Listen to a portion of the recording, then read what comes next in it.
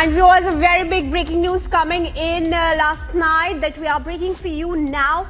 Now, the much-awaited ceasefire deal between Hamas and Israel has been reached, and the announcement has come from Joe Biden and Qatar. Now, the deal will pave the way for the release of the hostages, and the IDF will launch its Operation Warriors of Freedom to release the hostages.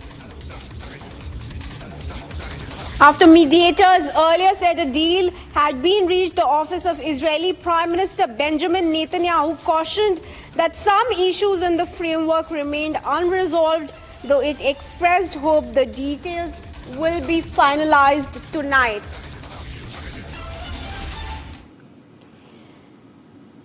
Qatar and US announced a ceasefire and hostage release deal between Hamas and Israel, adding that they hoped it would pave the way for a permanent end to the war in Gaza.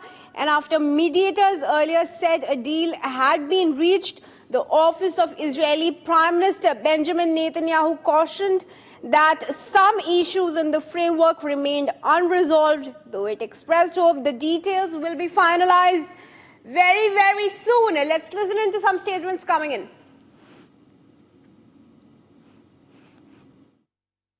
Because at long last, I can announce a ceasefire and a hostage deal has been reached between Israel and Hamas. For more than 15 months of conflict that began with Hezbollah's brutal massacre on October the 7th, more than 15 months of terror for the hostages, their families, the Israeli people, more than 15 months of suffering by the innocent people of Gaza. Fighting in Gaza will stop, and soon the hostages will return home to their families. The elements of this deal were what I laid out in detail this past May, which was embraced by countries around the world and endorsed overwhelmingly by the UN Security Council.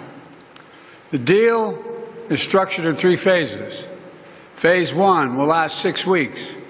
It includes a full and complete ceasefire, withdrawal of Israeli forces from all the populated areas of Gaza, and the release of a number of hostages held by Hamas, including women and elderly and the wounded. And I'm proud to say Americans will be part of that hostage release in Phase 1 as well.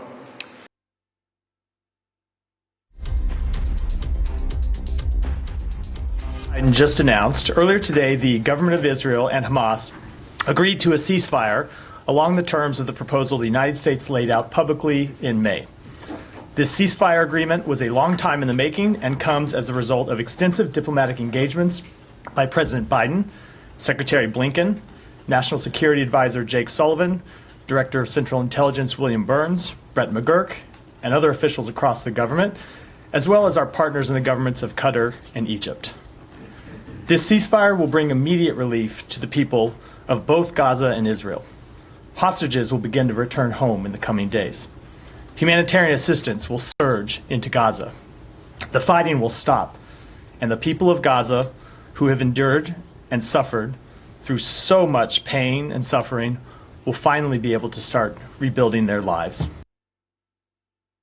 You all have just heard the terrific news from the president that after 15 months of war, Israel and Hamas have reached a ceasefire and hostage deal.